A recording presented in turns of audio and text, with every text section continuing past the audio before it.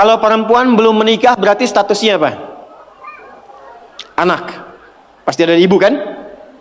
Kalau sudah menikah statusnya apa? Istri.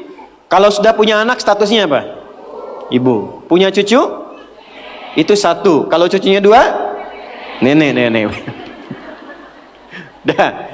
Lihat sini. Sekarang bagaimana kurikulum surga Firdaus membentuk fitrah perempuan dari status anak di rumah tangganya dulu sampai ke status paling tinggi. Yuk kita bacakan ayatnya. Quran surah 23 ayat 1-nya dulu pelan-pelan.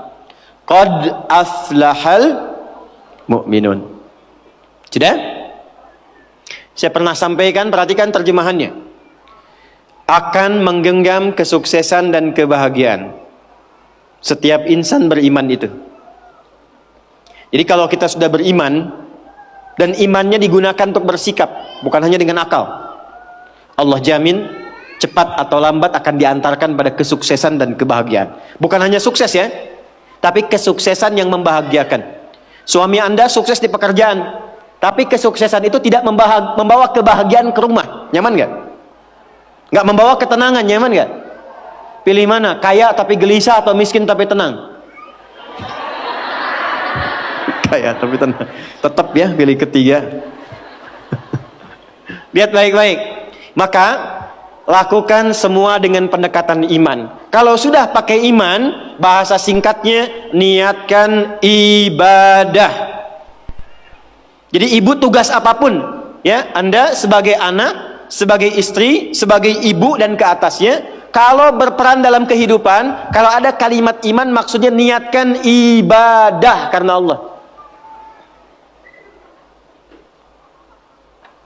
Maaf dengan kalimat ini. Ibu merawat anak, memandikan, menyekolahkan, menyayangi, memeluk sebelum tidur. Saya tanya, itu karena sayang, karena cinta, atau karena ibadah? Masa? Kalau ibadah itu pasti karena Allah. Kalau iman pasti karena Allah. Alladzina yu'minuna bil ghaib. Ini ada, saya lihat anak-anak nih ya. Ibu tuh merawat, menggendong, mendidik dan sebagainya kepada anak karena sayang atau karena Allah? Apa standarnya? Standarnya ketika kita mengerjakan semua karena Allah, maka ukurannya semua yang dikerjakan akan dipastikan sesuai dengan ketentuan Allah. Di mana disekolahkan anak ibu? Jangan-jangan Anda mengatakan saya mendidik karena Allah, tapi Anda sekolahkan di tempat yang tidak pernah mengenal Allah. Di sekolahnya nggak ada pelajaran sholat, nggak ada baca Quran. Apa yang Anda berikan untuk anak Anda? Lihat pakaiannya. Katanya karena Allah, tapi dia menggunakan pakaian yang auratnya terbuka yang Allah nggak suka. Lihat mainannya. Apa yang ia kelola dengan mainan itu? Apakah mendekatkan pada Allah atau menjauhkan dari Allah? Lihat tayangannya. Apa yang dia tonton yang menjadi tuntunan dia dalam berkehidupan? Kalau ada anak kata-katanya kotor, ada anak perilakunya menyimpang, yang pertama dilakukan, jangan dulu pojokkan dan marahi anaknya, kembalikan kepada sikap orang tuanya. Istighfar dulu. Maka mulai hari ini, kalau Anda ingin mengikuti jejak Sayyidah Khadijah, mulai sekarang gerbangnya dibuka. Niatkan semua kegiatan karena Allah. Nah, apa yang harus dilakukan pertama kali untuk itu? Lanjut ayat keduanya. Alladzina hum fi salatihim khashi'un. Pelan-pelan. Kurikulum yang pertama dimulai dari salat. Saya ulangi, dimulai dari apa? Kata Allah, penghuni surga Firdaus itu terlihat yang pertama dari ciri salatnya, bukan sekedar menunaikan salat, tapi dia mencoba untuk mendapatkan kekhusyuan dalam sholatnya.